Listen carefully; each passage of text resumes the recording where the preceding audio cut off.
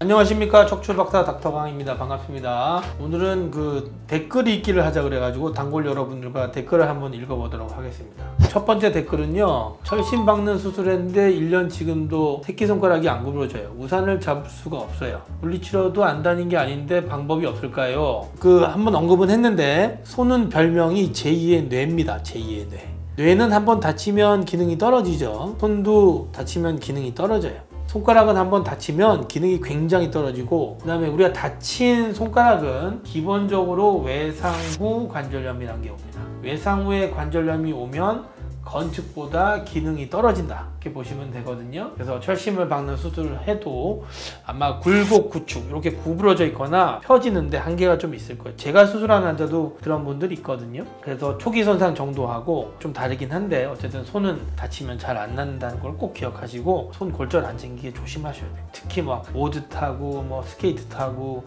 창문 닫다가 꽝 찢고 이런 아주 사소한 그런 손상에서도 손이 기능이 굉장히 떨어질 수 있거든요. 주의가 필요하다고 생각하시면 됩니다.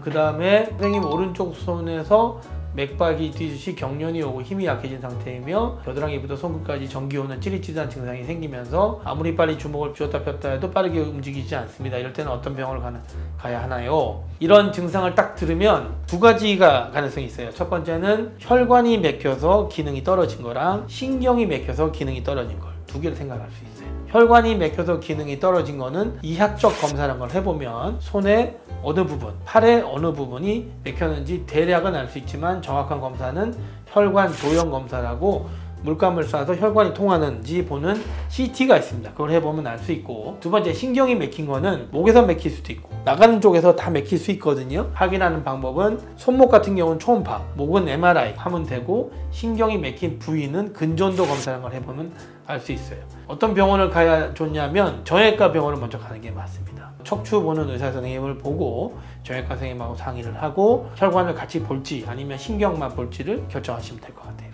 병원이 어디인지 알고 싶다라고 하셨는데 잘 못 보시는 경향이 좀 있습니다. 그거는 사람이라 어쩔 수 없습니다. 우리 병원은 단골 병원이고 부산에 위치하고 있습니다. 우리 정형외과는 주로 만성기 질환이 많습니다. 우리는 골절이나 이런 것보다 척추 질환이나 관절 질환으로 오시는 분이 많다. 여기에 그림을 좀 넣어줘요. 우리가 또 건강검진센터를 아주 예쁘게 개원을 했거든요. 그래서 그것도 좀 선전하고 싶으니까 PD가 그림을 좀 넣어주시라. 선생님, 혹시 한 자세로 긴 시간을 취하는 경우가 있을까요? 침대 생활하면서 본가에 바닥에 자게 되었는데 그날 하루 종일 잤어요. 왼쪽으로 돌아졌거든요. 근데 그날 이후부터 체중이 가장 많이 실린 왼쪽 골반 근처 피부 감각이 없어지고 그 부위만 스치기도 하고 내살 같지 않은 느낌. 병원 한의원을 다 다녔는데 모른대요. 2주째 같은 증상에 답답하고 있던 차에 우연히 쇼츠를 타고 돌아다니게 보여 댓글을 남깁니다. 일단 한 자세로 자면은 신경이 눌릴 수 있습니다. 허혈이 생길 수가 있고, 허혈이 생기면은 잘 회복되는 경우도 있는데 그 부분이 허혈을 지나서 괴사되는 경우도 있거든요. 근데 괴사가 될 정도면 굉장히 통증이 심해서 아마 환자분이 깨실 거예요. 그래서 허혈 정도긴 할 겁니다. 허혈이 되면 신경 주위에 염증 반응이 생기고, 염증 반응이 생기면 신경이 주위 쪽과 들러붙거든요. 그럼 그 부위에 감각이 떨어지는 경우가 있어요. 골반 쪽이 굉장히 신경을 많이 쓰거든요. 그 골반이 오랫동안 눌리면 이 허벅지 앞이 수술하고 나서도 멍멍해지는 경우가 있기 때문에 환자분도 아마 좀 마른 체형이거나 그러시면 신경이 눌려서 그럴 가능성이 높고, 그런 경우는 이제 그 부분에 혈류를 좋게 하는 여러 가지 치료들이 있거든요. 주사 치료도 있고 아니면 약물 치료도 있고 도수 치료 같은 것도 있으니까 그런 것들을 해보시는 게 어떨까 싶고, 저는 환자분이 오시면 아마 초음파고 허리 엑스레이를 보지 않을까 싶어요. 주위에 정형외과 선생님한테 가서 의논을 잘 해보시기 바랍니다. 수술실에서 오랫동안 서서 일하는 셈은 안 추우세요?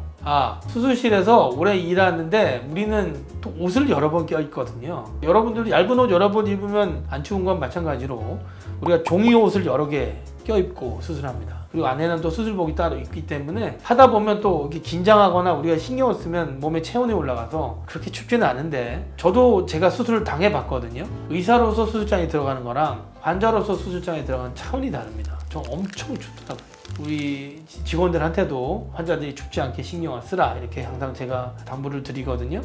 우리는 춥지는 않습니다. 어머님이 척수염으로 고생하고 계신데 약이 없는 건 아는데 혹시 선생님께 진료를 받을 수 있나요? 척수염은 기본적으로 스테로이드라는 약을 때려 붓거든요. 그래서 염증을 우선 없애는 게 답인데, 척수염에 의한 부작용을 컨트롤하는데 좀 더 신경을 쓰시고 재활 치료를 하는 게 맞다, 저는 이렇게 생각합니다.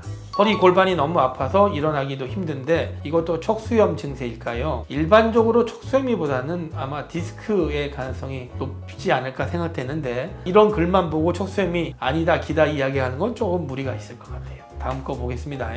바이러스 척수염이 곧 뇌염인가요? 그리고 안구신경염이 심해도 뇌염으로 갈 수 있나요? 자, 우리가 이걸 바라볼 때 가장 중요한 게 뭐냐면 중추신경, 말초신경 구분. 중추신경과 말초신경을 구분할 수 있으면 이 질문은 다 해결이 됩니다. 바이러스 척수염은 척수는 말초신경입니다. 근데 뇌는 중추신경이거든요. 그러면 이게 구분이 된다고 생각하시면 되고, 뇌는 BBB라고 Blood Brain Barrier라고 이렇게 피와 뇌는 분리가 되어 있습니다. 그래서 웬만한 균은 뇌로 잘 못 갑니다. 그래서 중추신경과 말초신경이 다르다는 걸 아시면 이게 답이 될 수 있을 것 같아요.